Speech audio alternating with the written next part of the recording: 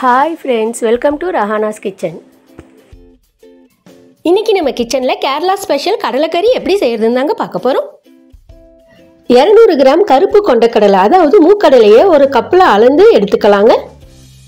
2-3 தடவை நல்லா வாஷ் பண்ணி விட்டுட்டு முழுகிற அளவுக்கு தண்ணியை சேர்த்துக்கலாங்க. கவர் பண்ணி விட்டுக்கலாங்க. ஓவர் நைட் அதை ஊற விட்டுக்கலாம். மறுநாள் ஓபன் பண்ணி விட்டுக்கலாங்க. கடலை நல்லா ஊறி வந்துருச்சு. அதை நல்லா வடிகட்டி விட்டுட்டு குக்கர் பேனுக்கு மாற்றி விட்டுக்கலாம். எந்த கப்பில் நம்ம கடலை எடுத்துக்கிட்டோமோ அதே கப்பால் 3 கப் அளவுக்கு தண்ணியை சேர்த்துக்கலாங்க. அதாவது கடலை முழுகிற அளவுக்கு தண்ணியை சேர்த்துக்கலாம். தேவையான அளவு உப்பு, 1/4 டீஸ்பூன் போல் மஞ்சத்தூளை சேர்த்துக்கலாங்க.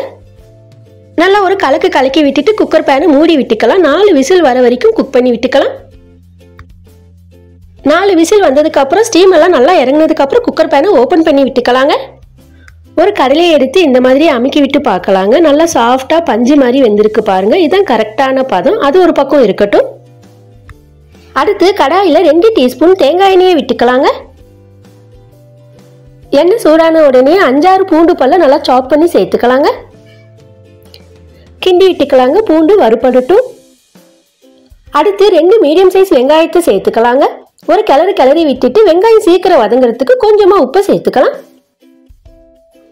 வெங்காயம் நிறம் மாறுற வரைக்கும் நல்லா வதக்கி விட்டுக்கலாங்க. வெங்காயம் நல்லா வதங்கி நிறம் மாறினதுக்கு அப்புறம் அடுப்பை லோ ஃப்ளேம்ல வச்சு விட்டுக்கலாம். அடுத்து 3 டேபிள் ஸ்பூன் கொத்தமல்லி தூள், 1 டேபிள் ஸ்பூன் மிளகாத்தூள், 1/4 டீஸ்பூன் கரம் மசாலா பொடி சேர்த்துக்கலாங்க. வதக்கி விட்டுக்கலாங்க. நம்ம சேர்த்துருக்கிற இந்த மசாலானுடைய பச்சை வாசனையும் போகணும். அதே சமயம் மசாலா கருகிடாமல் லோ ஃப்ளேம்லயே வச்சு வதக்கி விட்டுக்கலாம். அடுத்து வேக வச்சிருக்கிற மூக்கடலையை அதனுடைய தண்ணி ஃபில்டர் பண்ணாம தண்ணியோடையே சேர்த்து விட்டுக்கலாங்க. நல்லா கிளறி விட்டுட்டு கவர் பண்ணி விட்டுக்கலாங்க. 2 நிமிஷத்துக்கு குக் பண்ணி விட்டுக்கலாம். 2 நிமிஷத்துக்கு அப்புறம் ஓபன் பண்ணி விட்டுட்டு ஒரு தக்காளியை கட் பண்ணி சேர்த்துக்கலாங்க. கொஞ்சம் கருவேப்பிலையை சேர்த்துக்கலாம். ஒரு கிளறி விட்டுட்டு மறுபடியும் 1 நிமிஷம் நல்லா கொதிக்க விட்டுக்கலாம். 1 நிமிஷத்துக்கு அப்புறம் நல்லா திக் தேங்காய் பால் 1 பவுல் அளவுக்கு சேர்த்துக்கலாங்க. அதாவது 125 ml போல சேர்த்துக்கலாம். ஒரு கிளறி விட்டுட்டு கவர் பண்ணி விட்டுக்கலாங்க. அடுப்பை லோ ஃப்ளேம்ல வச்சு 1 நிமிஷத்துக்கு அதை கொதிக்க விட்டுக்கலாம். இன்னொரு பக்கம் தாளிப்பு கரண்டில 2 டீஸ்பூன் தேங்காய் எண்ணெயை சேர்த்துக்கலாங்க. எண்ணெய் சூடான உடனே 1 டீஸ்பூன் கடுகு உளுத்தம் பருப்பு சேர்த்துக்கலாம்.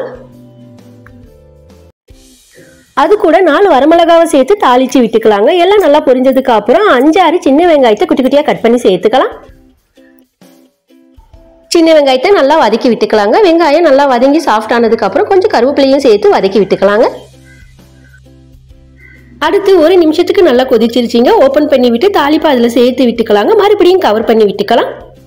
சில நொடிகளுக்கு அப்புறம் அடுப்பை ஆஃப் பண்ணி விட்டுக்கலாங்க. ஒரு கிளறி விட்டுக்கலாம். நல்லா சுட கேரளா ஸ்பெஷல் கடலைக்கறி ரெடி ஆயிடுச்சிங்க. நீங்களும் ஒரு தடவை ட்ரை பண்ணி பாருங்க. இது வரைக்கும் நம்ம சேனலை சப்ஸ்கிரைப் பண்ணாதவங்க சப்ஸ்கிரைப் பண்ணுங்க. பக்கத்தில் இருக்கிற பெல் ஐக்கானை கிளிக் பண்ணி சப்போர்ட் பண்ணுங்க.